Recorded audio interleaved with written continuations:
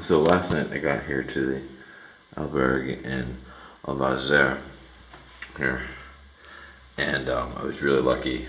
I got here about 10 minutes before the owner was going on vacation. That's what he said. He said he was just about to leave. It's a very nice albergue. I'll just go through it. It's new. It's just been open about a year, and it's got the rooms and everything. Little kitchen, rooms, bathroom. Nice bathroom actually. Got a bidet if you are so inclined. And a little kitchen here.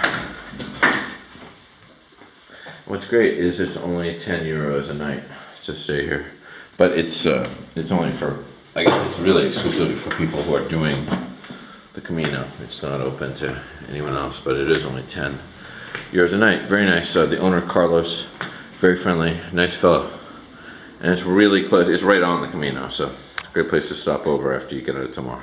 So the hostel's right here, the church is right over here, and this is Alvaiazere. And I think this is like the tourism office over in here. Lovely little village. There isn't a lot to it, but it's up at kind of a higher elevation. So it's a little chilly right now. It's overcast. It rained last night, so that's a nice little spot for people who are here at church. So we're just coming out of Alvaiazere and heading back onto the Camino, going to Laranjeiras.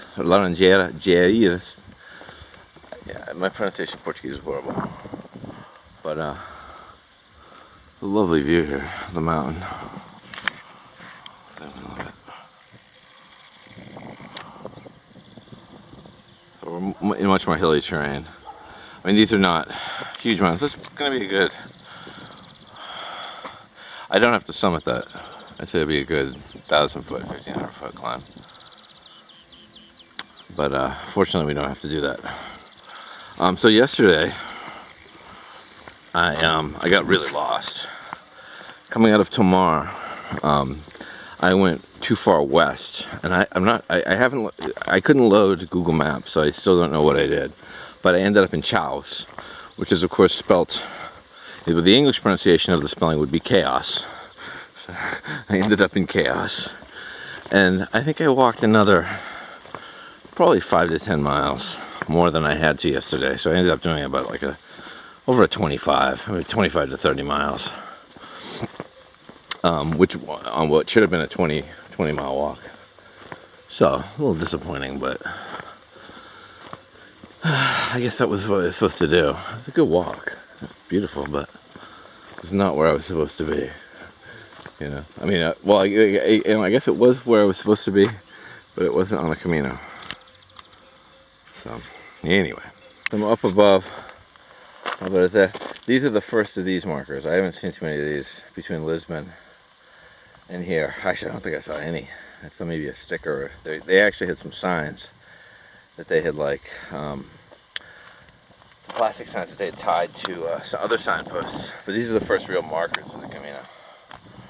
Which I think, I'm not sure where this started. I think it kind of starts around Tomar. I didn't even see any coming out of Tomar. But it's good to see. It's good to know that I'm on the Camino and not going to Chaos. I'm not slipping across into Hades through some incorrect path. What's really interesting is that all the Roman settlements here, and I guess when the Romans first came out here, the rivers, they ascribed them to, the different rivers in like in Hades and stuff. Like there's a river I'm going to cross, the River Leth, which is a river of forgetting things. Anyway, we're up here, coming to the peak here, and sort of a eucalyptus forest. It's pretty, but so just coming up on the trail, on the road up into the mountains. Come on this little cave. I can only imagine this is probably not that old. They're probably doing some civil engineering project or during wartime, building bunkers. Interesting to know. I mean, it's all sandstone and limestone, so easy to build a do some caving. I'm not going in there. I don't want to get bit by a spider. Not. There's a beautiful view. That's the big mountain. So I'm up around, I think about 470 meters, which is about 1,500 feet. I think that this one's about 1,500 feet. Don't know the name of it. But we're passing through. I gotta go up over here. And then I'm heading downhill to Ansia. So just at a crossroads here on the Camino.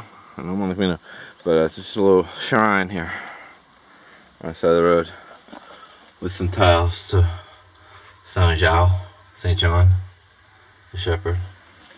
Pretty neat. I was just walking along and I met a fellow who spoke some Spanish. I talked to him for a couple minutes, or like a minute. And somebody just realized in Spanish, the United States is Estados Unidos.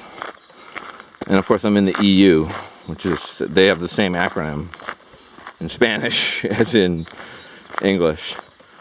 Just another deep thought.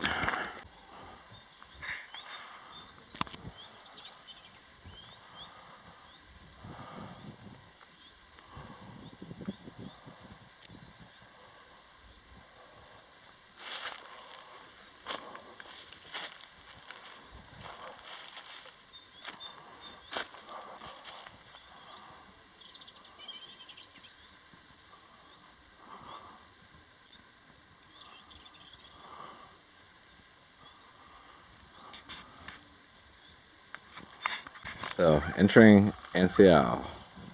A woodpecker. The guy over there at the auto shop. It's a slow Saturday in Ancial. So, I've been out here walking for about 8 days on this trip. And I can't help but you know, it's very different than the AT. You know, you're seeing a lot more.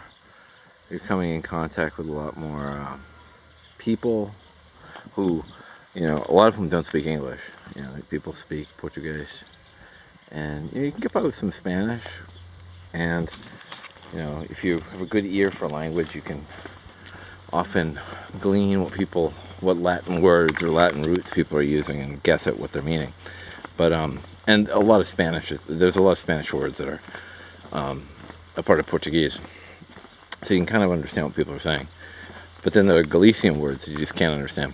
But this kind of a walk when you're, you know, much more social, or you're moving through society more,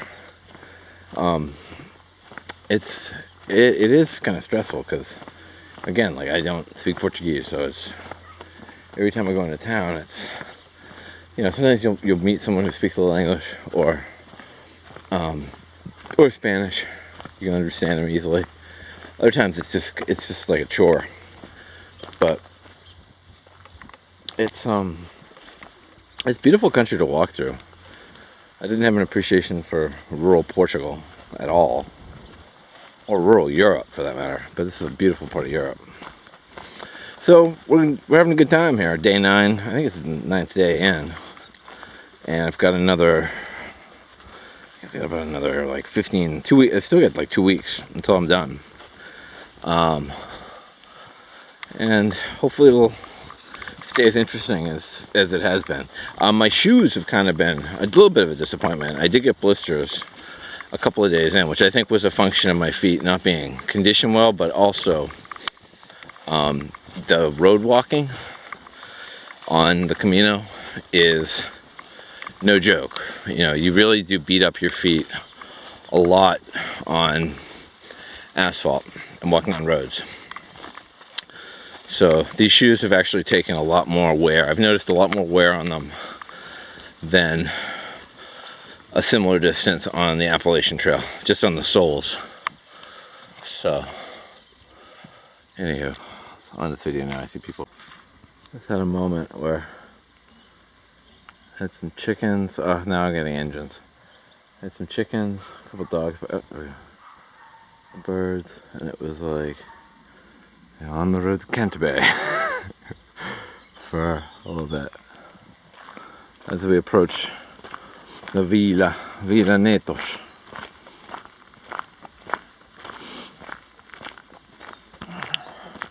Villanetos. Okay.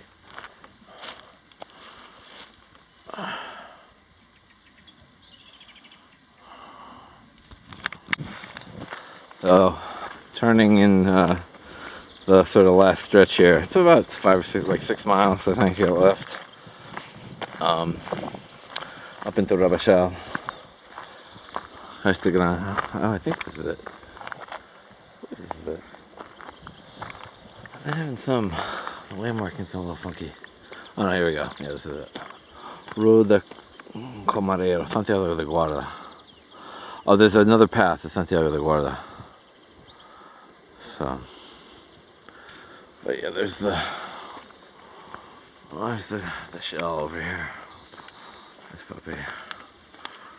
Lets me know where I'm going.